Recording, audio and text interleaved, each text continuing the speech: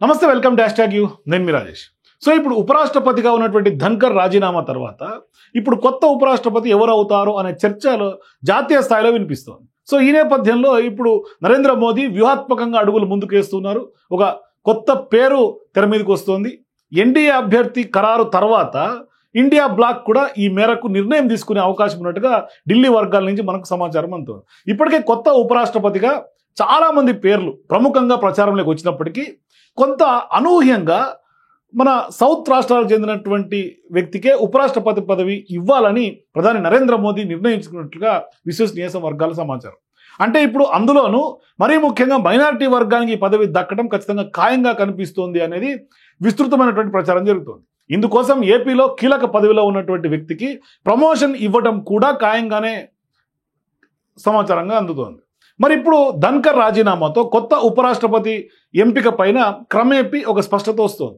ఇప్పటికే ఎన్నికల షెడ్యూల్ విడుదల కావడంతో బీజేపీ క్యాంపులో ఈ ఎన్నిక పైన వ్యూహాత్మకమైనటువంటి కసరత్తు జరుగుతున్నట్టుగా కనిపిస్తోంది. తొలుత ఈ పదవికి మొదట్లో బీహార్ నుంచి ఎంపిక చేస్తారు అనే ప్రచారం జోరుగా సాగింది.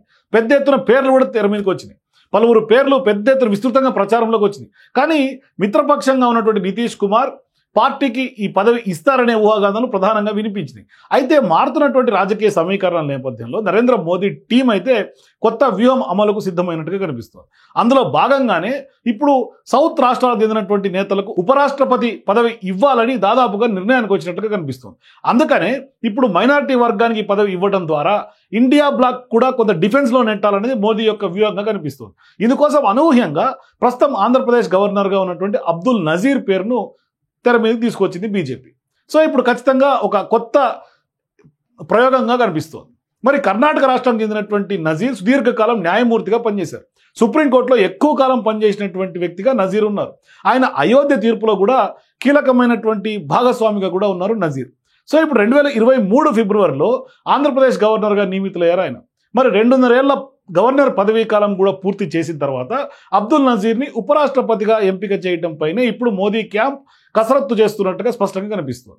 మరి రాష్ట్రపతిగా గిరిజన మహిళ ఉండటంతో దక్షిణాదికి చెందినటువంటి మైనారిటీ వర్గానికి చెందినటువంటి వ్యక్తికి ఉపరాష్ట్రపతి పదవి కేటాయించడం ద్వారా ఖచ్చితంగా ప్రతిపక్షాలకు అవకాశం ఇవ్వకూడదన్నది నరేంద్ర మోదీ యొక్క వ్యూహంగా కనిపిస్తోంది.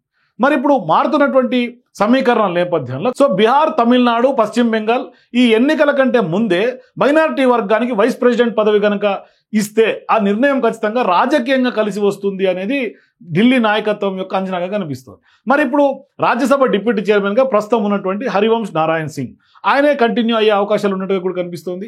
లోక్సభ డిప్యూటీ స్పీకర్ పదవి తమిళనాడు లేదు అంటే పశ్చిమ బెంగాల్కి దక్కే అవకాశం ఉన్నట్టు కూడా కనిపిస్తుంది. మరి ఇప్పుడు ప్రస్తుతం ఎన్డీఏకు ఎలక్ట్రల్ కాలేజ్ ప్రకారం ఉపరాష్ట్రపతి పదవి అభ్యర్థి గెలిచేందుకు అవసరమైనటువంటి సంపూర్ణమైనటువంటి మెజారిటీ ఉంది.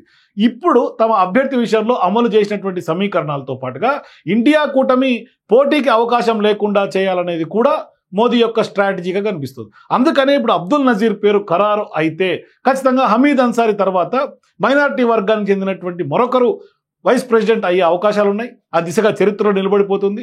అదే కాకుండా కర్ణాటక, ఆంధ్రప్రదేశ్ రాష్ట్రాలతో సంబంధం ఉన్నటువంటి వెంకయ్య నాయుడు తరహాలోనే అబ్దుల్ నజీర్ గారు కూడా చరిత్రలో నిలిచే అవకాశాలు ఉంటాయి. మరి ఈ ఎంపిక పైన మరో 2 రోజుల్లో ఒక క్లారిటీ వచ్చే అవకాశం ఉంటుంది.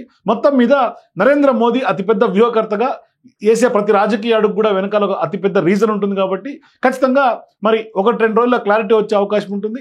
మరి ఈ నేపథ్యంలోనే ఇప్పుడు ధన్కర్ రాజీనామాతో జరుగుతున్నటువంటి రాజకీయ పరిణామాలన్నీ కూడా చర్చనీయాంశంగా మారుతున్నాయి. మొత్తం మీద ఇండియా బ్లాక్ని కొంత డిఫెన్స్లో పడేసే వ్యూహంగా నరేంద్ర మోదీ కొంత కసరత్తు అయితే ప్రారంభించినట్టు తెలుస్తుంది. చూద్దాం ఏం జరగబోతుందో. For more videos please watch #.